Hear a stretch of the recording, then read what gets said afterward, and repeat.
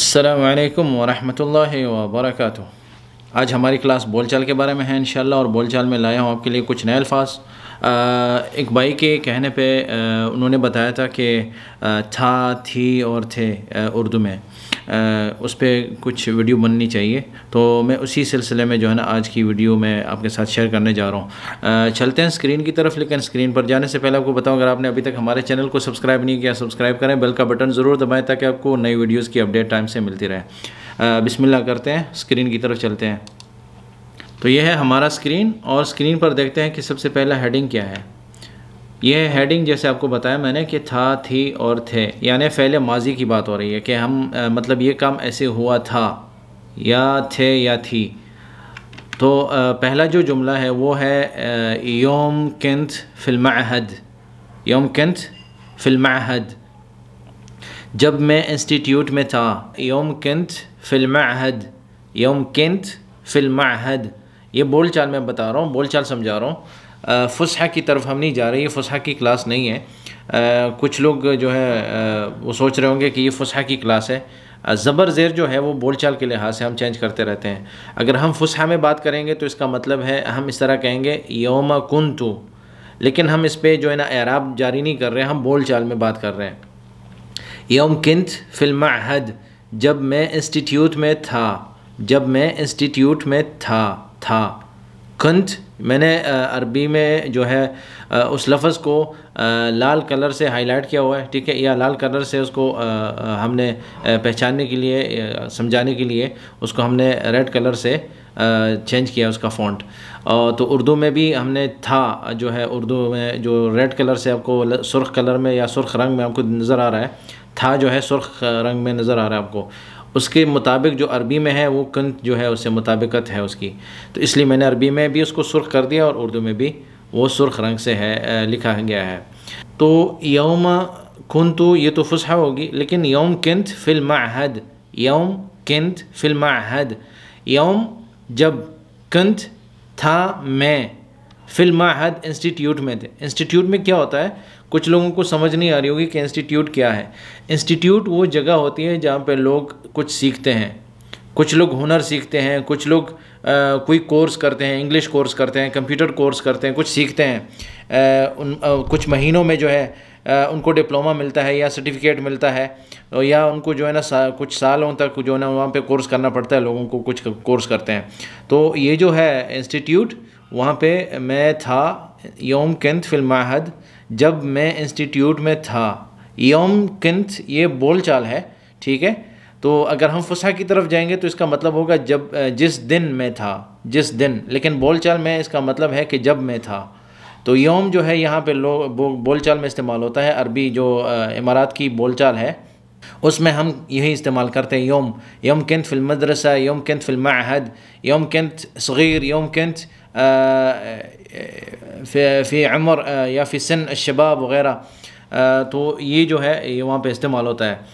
دوسرا جو جملہ ہے وہ ہے ما یا ما جا، ٹھیک ہے، ما نہیں، یا آیا، یا کی جگہ ہم جا بھی استعمال کرتے ہیں۔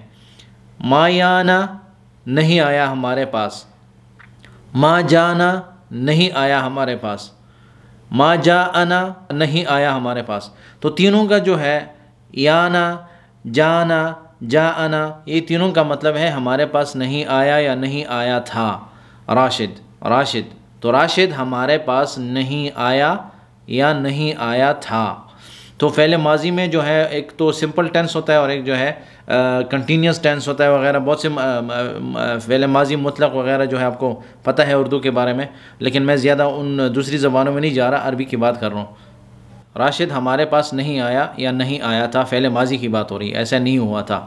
تو اگر ہم کہیں گے کہ جانا راشد، راشد ہمارے پاس آیا تھا، راشد کی جگہ کوئی بھی نام استعمال کریں، یہ مثال ہے۔ ما جانا، ما جاءنا، تو ما جاءنا جو ہے وہ فصحى کی طرف بات جائے گی، جو پیور اوریجن عربی ہے، اوریجنل، لیکن اس کی طرف ہم نہیں جا رہے، بول چال کی بات کر رہے ہیں۔ ما یانا، ما جانا، اگر آپ اس طرح نارمل بھی بولیں گے نا، ما جانا، ما جا راشد نہیں آیا یا نہیں آیا تھا۔ تیسرا جو جملہ ہے وہ ہے سألتہ سألتہ بس ما رد، سألتہ میں نے ان سے پوچھا تھا، میں نے اس سے پوچھا تھا یا ان سے پوچھا تھا۔ اگر ہم کہیں گے سألتہم، ٹھیک ہے، میں نے ان سے پوچھا تھا، سألتہ میں نے اس سے پوچھا تھا یا پوچھا، بس ما رد لیکن اس نے جواب نہیں دیا۔ یہ عربی میں سمپل ہے لیکن اردو میں اس کا ترجمہ لمبا ہے، کیونکہ مطلب یہی ہے۔ سألتہ بس ما رد، میں نے اس سے پوچھا تھا لیکن اس نے جواب نہیں دیا، یعنی اس نے بتایا نہیں۔ رد کا مطلب اس نے رپلائی نہیں دی یا اس نے مجھے واپس کوئی جواب نہیں دیا۔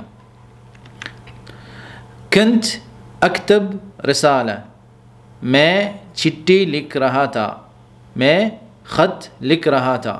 کنت اکتب رسالہ، کنت اکتب رسالہ، میں چٹھی لکھ رہا تھا۔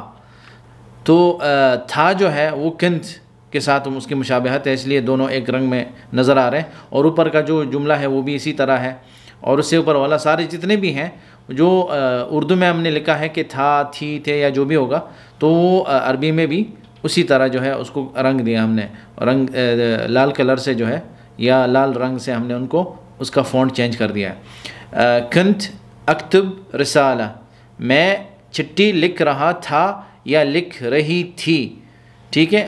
اگر مؤنث ہے وہ بھی یہی کہے گی کہ میں لکھ رہا تھا یا میں لکھ رہی تھی۔ اس کے بعد جو جملہ ہے انتو خلصتو، انتو خلصتو، خلصتو، ٹھیک ہے، بول چال میں جو ہے وہ تم ختم ہوتا ہے، زیادہ تر استعمال نہیں کرتے، ٹھیک ہے، یا خاص کر جو خلیجی عربی ہے یہاں کی۔ انتو اصل میں ہے انتم، لیکن ہم چونکہ بول چال کی بات کر رہے ہیں تو انتو خلصتو، آپ نے ختم کیا یا آپ نے پورا کیا، یا آپ نے ختم کیا تھا یا پورا کیا تھا۔ تو یہاں پہ جو ختم ہونا ہے وہ کسی کام کا ختم ہونا ہے کہ آپ نے کام ختم کر لیا، یا آپ نے کام پورا کر لیا، یا آپ نے کام کر لیا۔ انتو خلصتو، آپ نے ختم کیا۔ تو خلصتو میں جو تو ہے آخر میں وہ ہے تھا، اس کا معنی دیتا ہے کہ آپ نے پورا کیا تھا یا آپ نے ختم کیا تھا، تو یہ بھی ایسے ہی ہے۔ اس کے بعد جو جملہ ہے انت سویت شاہی، شاہی جو ہے زیادہ تر جو ہے نا پہلے استعمال کرتے تھے، لیکن ابھی جو ہے چائے ہی استعمال ہوتا ہے، انت سویت چائے یا انت سویت شائے، انتی سویتی شاہی، آپ نے چائے بنائی تھی، ٹھیک ہے۔ اردو میں جو ہے وہ تھی جو ہے، کیونکہ چائے کی طرف مؤنث ہے چائے اردو میں، تو اس لیے میں مؤنث بتا رہا ہوں کہ آپ نے چائے بنائی تھی۔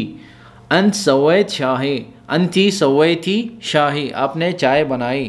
تو اگر عورت ہے تو عورت کو بھی ہم اسی طرح جو ہے نا بولیں گے کہ انتی، ٹھیک ہے۔ اگر مؤنث ہے، مؤنث مخاطب ہے تو ہم کہیں گے انتی، اگر مؤنث نہیں ہے مذکر ہے تو ہم کہیں گے انت، انت انتی سویت سویتی شاہی، شاہی، آپ نے چائے بنائی تھی۔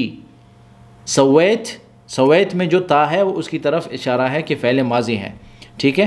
سوی شاہی، چائے بنائیں یا چائے بناؤ، ٹھیک ہے۔ لیکن تا جو ہے آخر میں سویت میں جو تا ہے، تو یہ جو تا نظر آ رہی ہے آپ کو، یہ تا جو ہے اس کا مطلب ہے آپ نے بنایا تھا یا آپ نے بنائی تھی۔ سویت چائے، آپ نے چائے بنائی تھی۔ کنت، کنت پہلے بھی کنت ہم نے لکھا ہے، کنت اتحراہ یمشی، میں سوچ رہا تھا یا مجھے لگ رہا تھا کہ وہ جا رہا ہے یا چل رہا ہے، مجھے لگ رہا تھا۔ تو آج ہم چونکہ تھا، تھی، تھے پر بات کر رہے ہیں، فعل ماضی میں مطلب گئے ہیں کہ فعل ماضی میں ایسے ہوا تھا یا ہو رہا تھا یا لکھ رہا تھا یا لکھ رہی تھی وغیرہ جو بھی ہے۔ اس میں مزید بھی انشاءاللہ ویڈیوز بن سکتی ہیں۔ کنت اتحراہ یمشی، مجھے لگ رہا تھا وہ چل رہا ہے۔ کنت تھا، ٹھیک ہے، کنت مجھے، اتحراہ لگ رہا تھا، ٹھیک ہے، مجھے لگ رہا تھا، یمشی کہ وہ چل رہا ہے، مجھے لگ رہا تھا وہ چل رہا ہے۔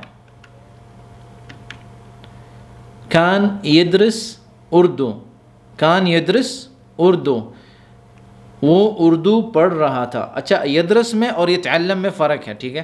یتعلم کا مطلب سیکھ رہا تھا، یتعلم سیکھ رہا تھا، یدرس پڑھ رہا تھا۔ پڑھ رہا تھا کا مطلب ہے کہ جیسے اسکول کا کام ہوتا ہے، اسکول میں اردو پڑھتے ہیں نا، اردو کی کتاب پڑھتے ہیں یا اردو کی کوئی ناول پڑھتا ہے، تو کان یدرس اردو، وہ اردو پڑھ رہا تھا، کان تھا، تو یہ اردو والا کان نہیں ہے، عربی والا کان ہے.